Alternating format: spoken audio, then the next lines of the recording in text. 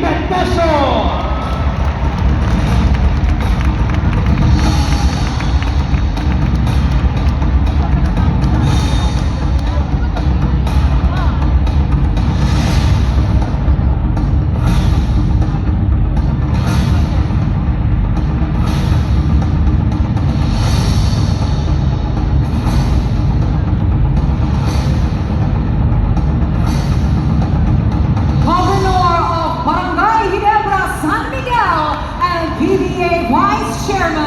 Mr.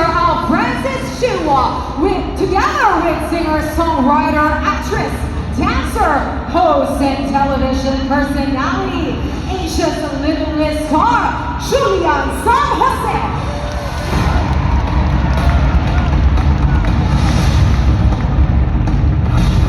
Governor ng Phoenix Dual Masters and PBA Treasurer, Attorney Raymond Zorilla, joined by multi-awarded professional volleyball player for the Pretty Blind Dual Smashers, we have Miss Gemma Galanza.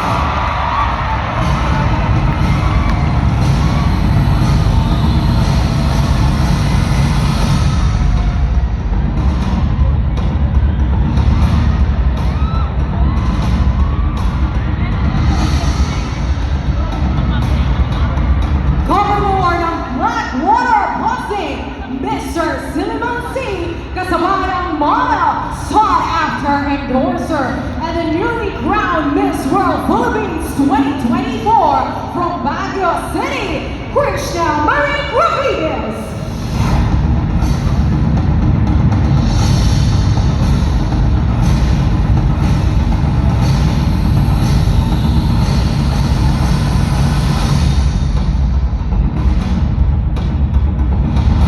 We also have Governor of the Converge Fiber Xers, Mr. Archen Cayabyab, walking in with actress, gamer, and cosplayer, Myrtle Sarosa.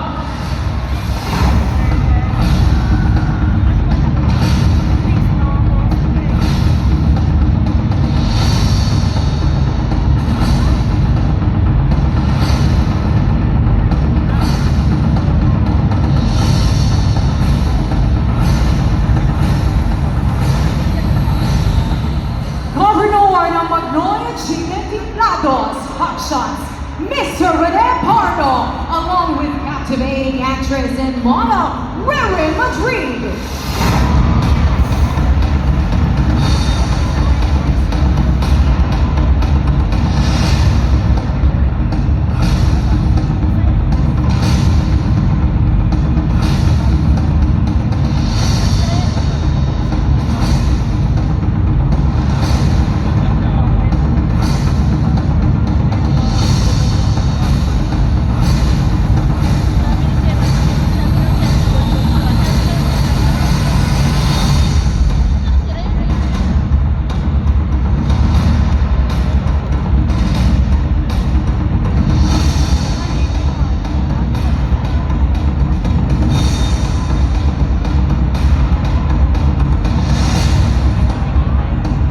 Governor of the reigning Philippine Cup champions, Meralco Bulls, Attorney William Pamintuan, accompanied by Filipino-American gymnasts who proudly represent the Philippines at the recently concluded Paris Olympics.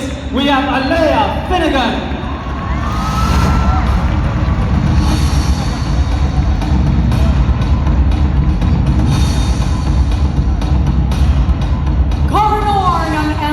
Road Warriors, Mr. Ronald Galate, kasama si fast rising content creator and will-doing co-host, ang ating Inday Provinciana, Inday Fatima.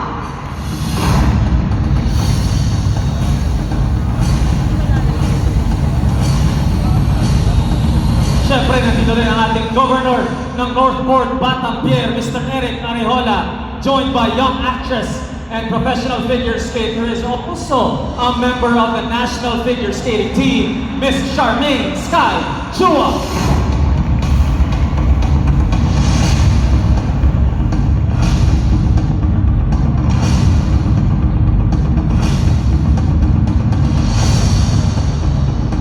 Governor ng Rain or Shine Elasto Painters, Attorney Mamerto Mondragon, kasabay si Miss World Philippines Second Princess 2024 model and businesswoman Sofia Bianca Santos.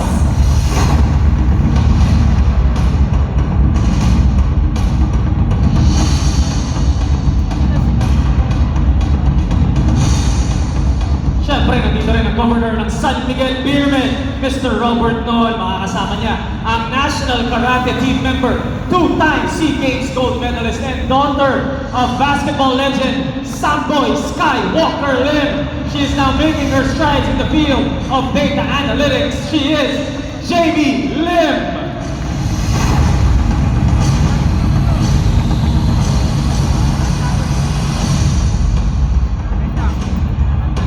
And to complete our cast, we have Governor of Terra Firma Chief, Mr. Bobby Rosales, along with Miss Charm 2023, first runner-up, as well as Miss Universe Philippines 2022, first runner-up, and Amquest artist, Annabelle McDonald.